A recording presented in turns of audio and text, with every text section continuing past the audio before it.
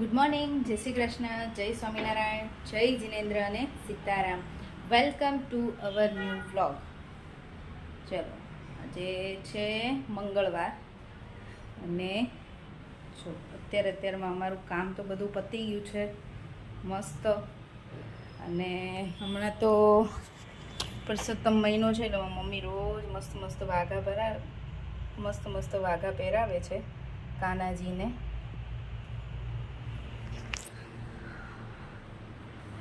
ચલો, કામ તો પતી ગયું છે. હજી રાહી અને શ્લોક સૂતા છે, મમ્મી પૂજા કરવા ગયા છે અને હું લંચ બનાવવા માટે આવી ગઈ છું કિચનમાં. કે આજે દાળ ભાત શાક રોટલી, આજે ફૂલ મેનુ બનવાનું છે. ટીંડોરાનું શાક છે ને ટીંડોરા બટેકાનું, એટલે જોડે દાળ ભાત બનાવી દઈએ. અને મમ્મી અમારા કરે છે એકટાણા. પુરુષોત્તમ મહિનો આખો રહેવાના છે એટલે એક ટાઈમ જમવાનું હોય એટલે એમ થાય કે સાવ શાક રોટલી તો ક્યારેક ચાલે, પણ પછી ક્યારેક બનાવવું પડે કંઈક અલગ. એટલે આજે દાળ ભાત બનાવું ને તો એમને ચાલશે. પહેલાં ટીંડોરા સમારી દઈએ. ટીંડોરા અને બટેકા ક્યારના પાણીમાં નાખી દીધા હતા, કેમ કે છે ને ટીંડોરામાં આવું બધું બહુ ગંદુ ચોટેલું હોય. પછી આને 2 પાણીએ ધોઈ નાખીશ, પછી સમારીશ.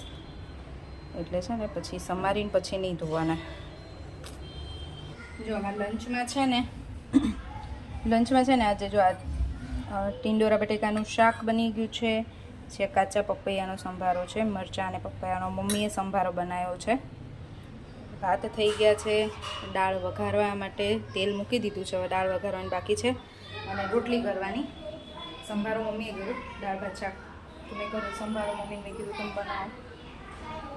અને બસ હવે રોટલી કરવાની બાકી છે. ખાલી દાળ વઘારી રોટલી બનાવી દો અને જોડે જો આટલા વાસણ કરતી જાઉં છું. એટલે પછી બપોરે છે ને જમીન બહુ બધા ભેગા ન થઈ જાય. ટાઈમ રહે ને તો કરી દો, ક્યારેક ટાઈમ ના હોય તો પછી બધા ભેગા થઈ જાય એકસાથે. જો લંચ કરવા બેસી ગયા, મોટું બધું આમથી આમ કરવા રહીને કે પપ્પાએ જમી લીધું. મમ્મી જમી રહેશે, હું હજી બેઠી. મમ્મી ને પપ્પા અમારા ઉતાવળા જમી લે, નહીં મમ્મી? જય શ્રી કૃષ્ણ. જય શ્રી કૃષ્ણ. આવો બધા જમવા. ત્યાં તો પૂરું થઈ જશે. કેવું રહેશે તમારે પૂજા ને એવું બધું પુરુષોત્તમ મહિનાનું? મજા આવે ને? બહુ મજા આવે. મજા આવે નહીં બધાને? હા.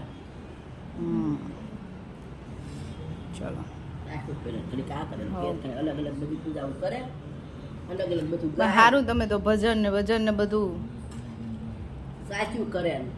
2 કલાક કાઢી નાખે છે. કેમ 2 કલાક જેવું થઈ જાય? ભજન ગાય ને બધું, ગીત ગાઈને બધું કરે ને. આંબુડું જાંબુડું ભજન તો એક બાજુ બેઠી જ નથી. હા, હું બેઠી હોત ને તો ગાય. ચલો હવે જમી લઈએ.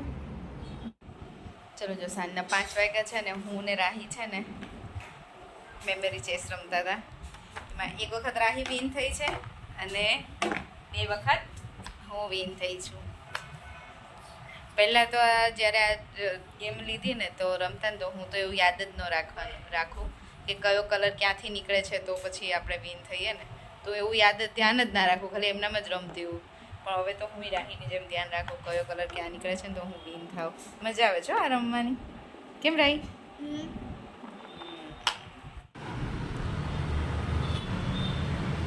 સાંજના 7 વાગ્યા છે અને જો 7 વાગે હજી છે ને કેટલું બધું અજવાળું છે.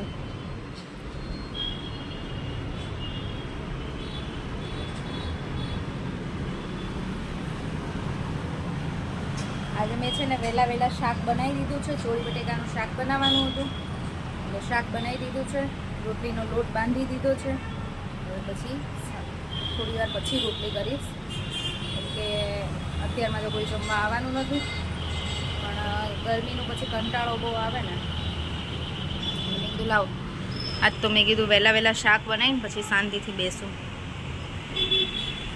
એટલે હવે અહીંયા છે ને થોડી વાર ટાઈમ પાસ કરીશ, બેસીશ, પછી રોટલી બનાવશું.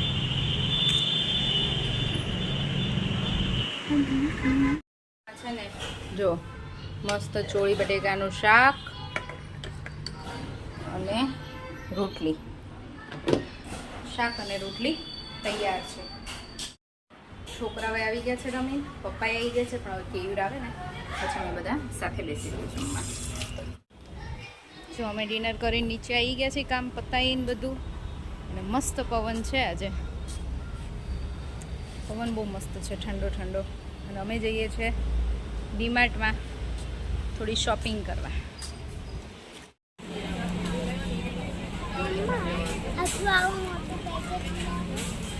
ના, પછી તમે નકરા બિસ્કિટ જ ખાઓ.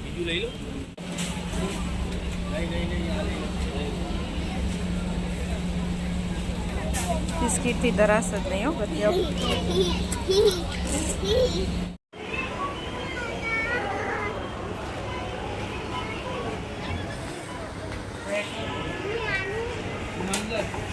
કાંઈ નહીં, એ તો લઈ લેશે.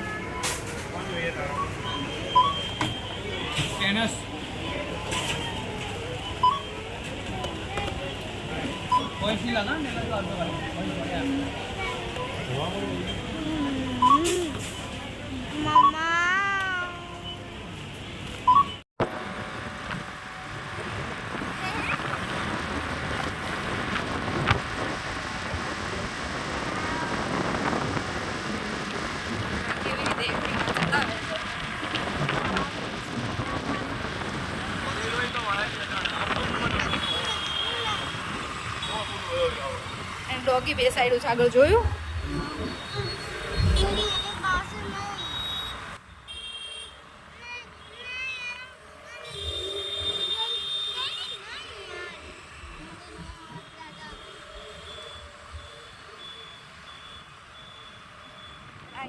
ચલો, જો ડીમાર્ટમાંથી તો આવી ગયા શોપિંગ કરી, અને હવે પાછા જઈશું અમે વોક કરવા, કેમ કે પવન આજે બહુ સારો છે બહાર. કેમ આ અમારે છે ને અત્યારે હવે આ ટાઈમે એમાં કાનાભાઈનો ફોન ચાલુ જ હોય. આ બે ભાઈઓને કોને ખબર કેટલી વાત હોય. ઓલું તો ખોટે ખોટું બદનામ છે કે બે બહેનો કલાકો સુધી વાતો કરે. અમારે ત્યાં આ બે ભાઈઓ કલાકો સુધી વાતો કરે. મારે અપોઇન્ટમેન્ટ બુક કરાવવી પડે રાત્રે, મને ક્યારે ટાઈમ મળશે એમ, હે ને? હા. જો રાહીનો નખ બિચારીનો તૂટી ગયો. જો અમે ડીમાર્ટમાં શોપિંગ કર્યા, કેમ કે બહુ જ ભીડ હતી એટલે. અને આવીને પછી પાછા અમે વોક કરવા ગયા હતા. વોક કરીને આવ્યા તો રાહીબેનને વાગ્યું પગમાં. એ લોકો ખોખો રમતા હતા ને એટલે ઠેસ વાગી ને તો નખ ઉખડી ગયો છે. અત્યારે તો હવે ભીનો પાટો કરીને બાંધી દીધો છે. સવાર થશે ને ત્યાં સારું થઈ જશે. જીવ તો નખ તૂટી જાય ને એટલે બહુ દુખે. બેનને થોડુંક રોવું આવી ગયું છે.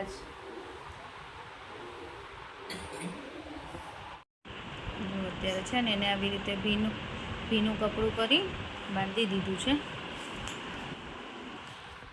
એમાં એવું છે, આજે અમારા રાહીબેન છે ને બહુ ખુશ થઈ ગયા હતા ને એટલે આ થયું. હો રાહી, ખબર તને કેવી રીતના? કાલે છે અમારા મહર્ષનો બર્થડે. મારી બેનના ભાણિયાનો બર્થડે છે કાલે. મોનાના ઘરે જવાનું છે અમારે. અમે એવું નક્કી કર્યું હતું કે બર્થડે પાર્ટી તો સાંજે છે, પણ અમે સવારથી જવાના હતા. એમ રાહીને શ્લોકને વેકેશનમાં ત્યાં જવું હોય ને કામ કરે ને તો હું એકલા નથી મોકલતી. એટલે કાલ સવારથી જઈશું અમે, આખો દિવસ રહીશું, પછી રાત્રે પાછા આવી જઈશું. એટલે રાહી બહુ ચાર બપોરની એને ખબર પડી ત્યાંની બહુ એક્સાઇટેડ હતી કે મોના માસીને ઘરે જવાનું છે. એટલે બેન જ ત્યાં થઈ ગયા. જો અને આ ભાઈ થોડાક મસ્કા મારે છે, કેમ કે ખો રમતા હતા ને એમાં ખો શ્લોકે આપ્યો હતો અને રાહી પડીને વાગ્યું છે, એટલે ભાઈ મસ્કા મારે છે. જો આ બે છે ને, મેં કેમેરો ચાલુ કરીને બે બંધ થઈ ગયા. હજી પાછા ઝઘડવાનું ચાલુ કરી દીધું હતું. એટલે છે ને સિબલિંગ હોય ને તો આમ સારું ખરા કે બેને કંપની રહે, બે રમે, પણ તમને નથી ખબર એ જેટલું રમે છે ને જેટલી કંપની છે ને એટલા બે ઝઘડે છે. પછી ઘડીકમાં કાંઈ ન હોય. અમે વચ્ચે કોઈ પડે ને તો અમને ના પાડે તમારે કોઈ વચ્ચે નહીં પડવાનું, કેમ કે 5-10 મિનિટ થાય ને તો પાછા બે ઝઘડ્યા હોય ને તો પાછા પોતે બે જોડે રમતા હોય. એકબીજા વગર ચાલતુંય નથી અને એકબીજાને જોવે ને તો ટોમ એન્ડ જેરીની જેમ ઝઘડે. ચલો હવે આજનો વિડીયો અહીંયા જ પૂરો કરીશું અને ફરીથી મળીશું કાલ નવા વિડીયો સાથે. ત્યાં સુધી બાય બાય, ગુડ નાઇટ, જય શ્રી કૃષ્ણ. અને જો વિડીયો ગમ્યો હોય તો લાઈક, શેર એન્ડ સબસ્ક્રાઈબ કરી દેજો. Bye, thanks for watching.